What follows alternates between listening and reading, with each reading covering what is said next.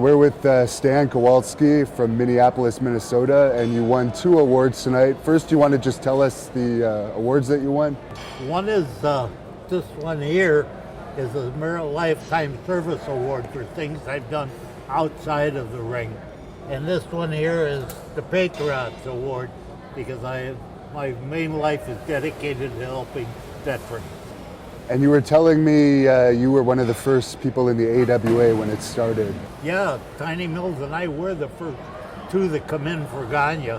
We were both from Minneapolis, so that helped too because it got us home. Did you previously know Gagne? Yeah, I went to college with Vergn at Minnesota. I was his alternate there on the team. I couldn't beat him. I beat him once in 1961 in Minneapolis for the belt, and they didn't talk to me for a year and a half. That's the way it is. That was the AWA title? That was the AWA title. The heavyweight title? Yeah, I had 19 major titles. I can't remember. From coast to coast, I wrestled all over the world. The Australian champion. I was a champion in Japan. So AWA would have been your favorite territory? Oh yeah, because I was born and raised in Minneapolis. And when Gagne had it, even when Gagne had it, I was making more money here than they were anyplace else. Yeah, I left here and I wrestled in New York and California, you name it. The 2 best places I liked wrestling were Australia and Japan, though.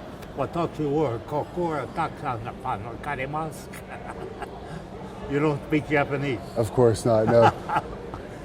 I brought a bunch of the Japanese wrestlers over here, one at a time, and I kind of managed them and tag teamed with them, and it endeared me to the people over there. So when I went over there, I couldn't wrestle my regular style because I was a hero.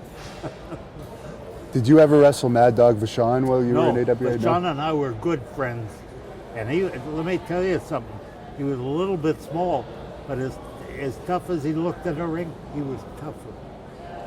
Oh, you saw him don't know it. The Mad Dog was an amateur champion before he became a pro, and he was tough, and he had lots of guts.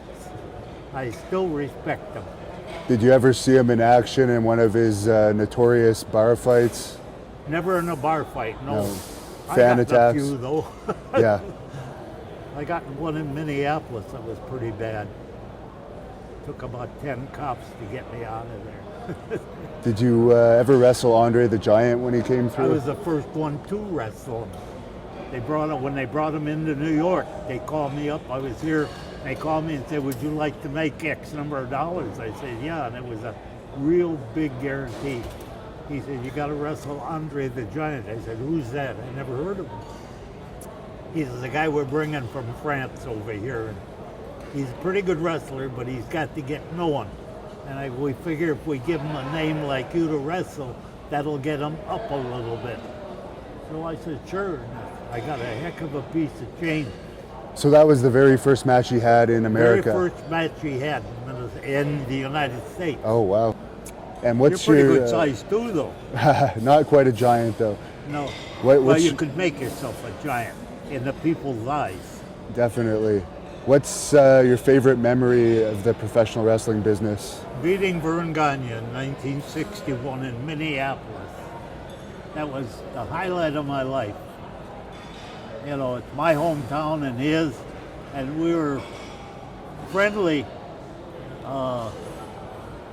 people fighting each other at the U. We worked out with each other because we were the same weight. And Vergn was really a super good guy when you got to know him at first. After a while, he kind of changed.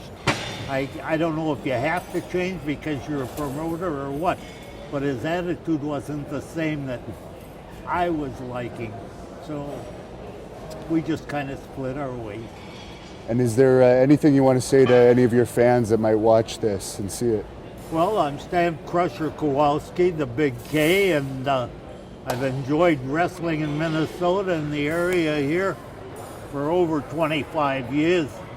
And I appreciate the support you're giving these young fellas coming up because they're doing a job for you to watch, and they're all actually better athletes than we were.